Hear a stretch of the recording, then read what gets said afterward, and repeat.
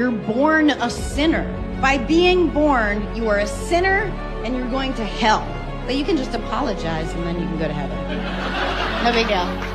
An apology and repentance is not the same thing. Christianity isn't a moral cheat code where you can just say sorry and escape consequences. You can't just casually apologize and continue on sinning. True repentance involves turning away and abandoning your sin. It's not just lip service. And the condition of entering the kingdom of heaven is that Jesus Christ is your king, meaning you can't just do whatever you want to do and pursue the lusts of the flesh. A king requires obedience. God's kingdom, God's rules. You are not saved by works, but works are the fruit and evidence of your salvation. The forgiveness offered to you isn't cheap, it's so costly. Forgiveness cost Jesus his life. It required that he die the most painful, gruesome, humiliating death. Imagine a friend bought you an expensive Ferrari and he gifts it to you. You wouldn't say, oh, that was too easy, this car is worth nothing. No, you would show gratitude to your friend for buying it for you at such a high price and gifting it to you. This is the whole point of the gospel, that you and I deserved hell and death, but Jesus paid the price of your sins, and Jesus, the one who paid the price for it,